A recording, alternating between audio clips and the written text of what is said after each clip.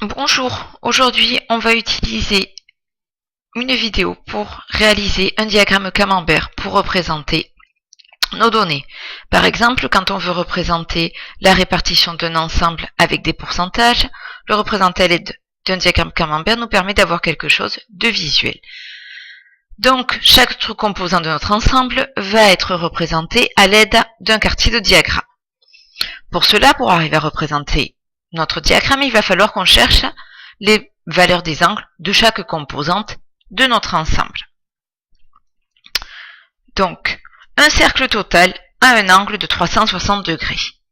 La composition de notre ensemble, elle, est ici égale à 100%. Donc, 360 degrés représente les 100% de notre ensemble. Alors, par exemple, nous on va prendre aujourd'hui un ensemble composé de 4 éléments. Le composant 1 qui va être égal à 65%, le composant 2 qui va être égal à 17%, le composant 3 à 11%, le composant 4 à 17%. On peut donc voir, on a vu que 360 degrés représentait 100%. Il nous faut donc maintenant trouver quel angle représente nos 65%. Donc pour cela, on va faire un produit en croix. Et donc, on va avoir que donc notre composante 1 va être égale nos 65%, on va les multiplier par 360, divisé par 100, qui va donc nous égaler 234 degrés.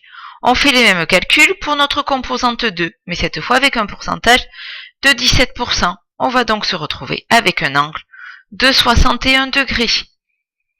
Cette fois, avec la composante 3 de 11%, on va se retrouver avec un angle de 40 degrés et la composante 4 de 7% avec un angle de 25 degrés. On va donc maintenant passer à la réalisation. Donc pour réaliser notre graphique, on va premièrement tracer un cercle. Donc ensuite, on va représenter les différents angles. On va tracer un premier rayon.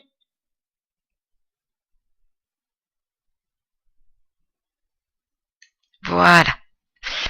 Et ensuite, on va tracer notre angle, notre premier angle. Donc, on va bien mesurer ici pour arriver à avoir un angle de 234 degrés. Donc, on mesure bien avec un rapporteur 234 degrés. J'arrive jusqu'ici. Donc, ensuite, je vais venir tracer ma deuxième composante qui, elle, est un angle de 61 degrés. Donc, à ces 234, j'ajoute maintenant les 61. Pour obtenir mes 234, j'ai fait 180. 234, c'est quoi? C'est 180 plus 54. Donc ici, j'ai bien mes 180 degrés. Et ici, mes 54 degrés.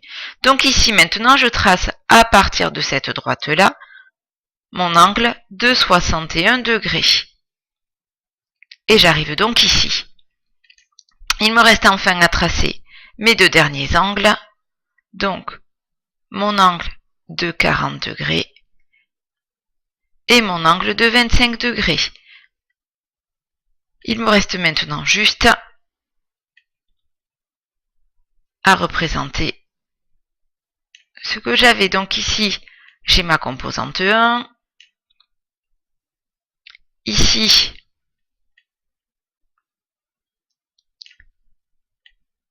j'ai ma composante 2. Ici, j'ai ma composante 3.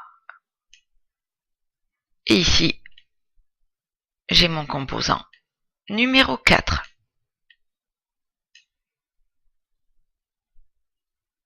Donc, on peut voir ici que le composant 1 est largement plus important que notre composant 2, qui est lui plus important que le 3, et que le 4, ça nous donne une idée plus visible de notre répartition.